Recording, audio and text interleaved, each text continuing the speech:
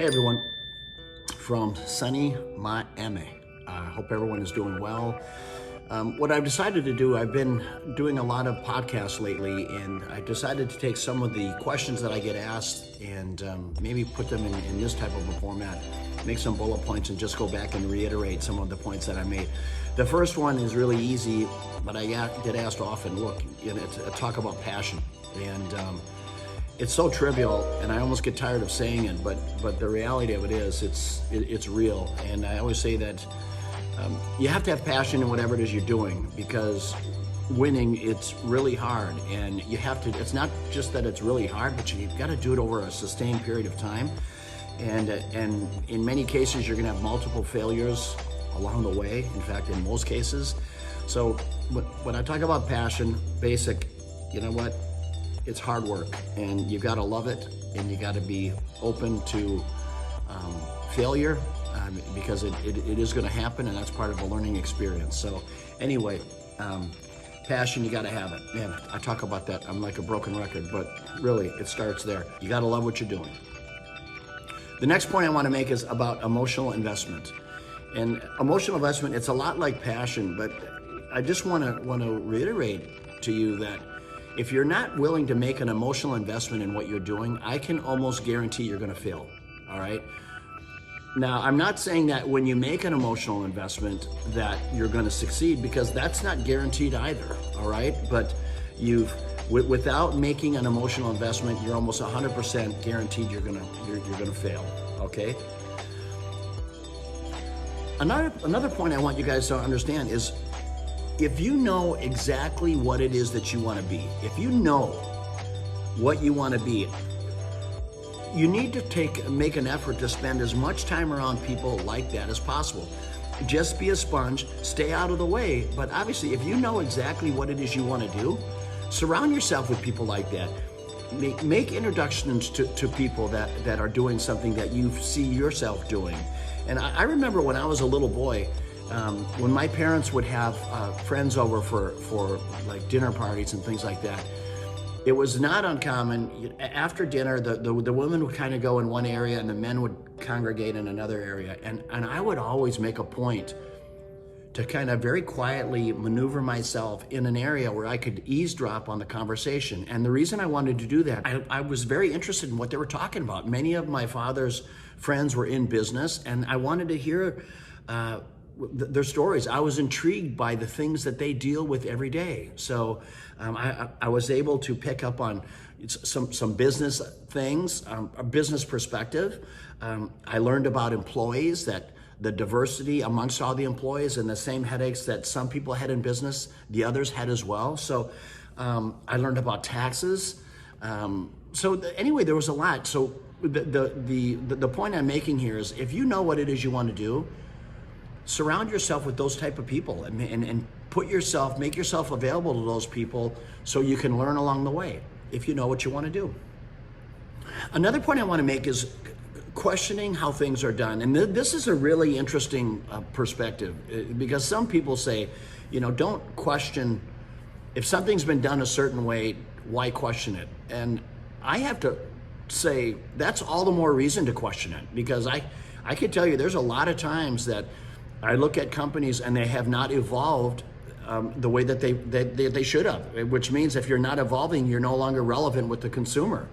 So don't be one of those people that listens to someone who says, this is the way we do it, and this is the way we're going to continue to do it. You know what? Don't box yourself in. In fact, conversely, think outside the box and bring that breath of fresh air into companies of your willingness to think outside the box. Now, once again, don't box yourself into a corner to where you think that something has to change, because there are many things that are operated in business today that were done the same way 30 years ago, and it's just fundamentally good principles to abide by.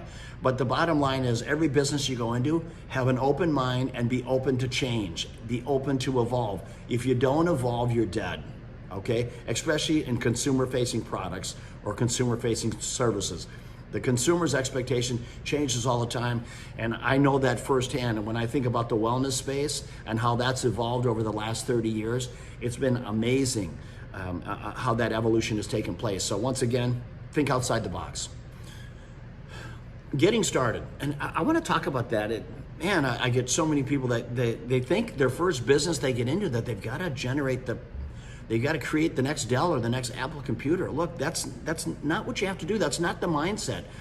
The first step of being an entrepreneur is just embracing the fact that you want to be an entrepreneur and being open to the fact of all the road rash and heartache and heartburn that comes with that, all right? But understand, getting into the entrepreneurial space, even if you come in and you're creating a small business, just getting into that space, it's great practice, all right? Because a lot of those things, a lot of that thought process that you do creating that very first small business is going to be relevant in what you create down the road. So just be patient, number one, but when you get into it, don't put any undue pressure on yourself, because being in business in itself is hard enough, okay?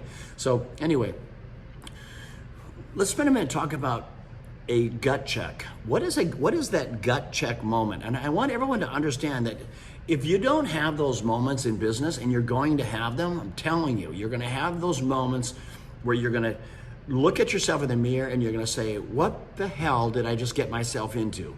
Now, my job is to try to help you avoid those moments where you're wondering why you're doing what you're doing. Hopefully we can put you in a place where you've got a better probability of succeeding, because some of the mistakes that I've made along the way, we can avoid those potholes, if you will. So anyway, understand, having those gut check moments, that doesn't mean that it's a bad idea. It's perfectly normal, perfectly natural to have those moments.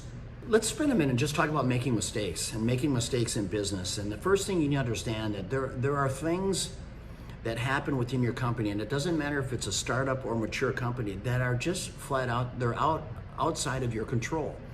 And the reality is that when things go wrong within a company, you just have to react and pivot accordingly. And I think the most important thing in making mistakes is learn from them, learn quickly, and try not to repeat them.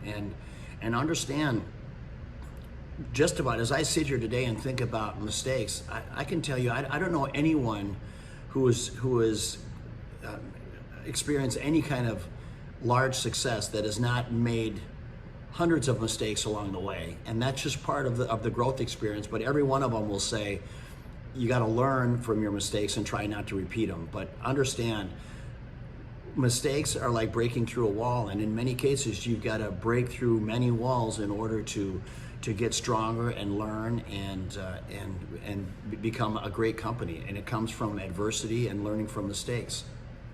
Last thing I want to talk about is perseverance. And you know what, Steve Jobs said it. You guys have heard me quote Steve Jobs. I think I've done it at least a dozen times, but Steve Jobs always says, you know what, if you're going to be an entrepreneur, you got to be a little crazy, because it's a lot of hard work. But I will tell you this, that in perseverance, there's going to be adversity in any business that you participate in, any business that you start, any career change that you make.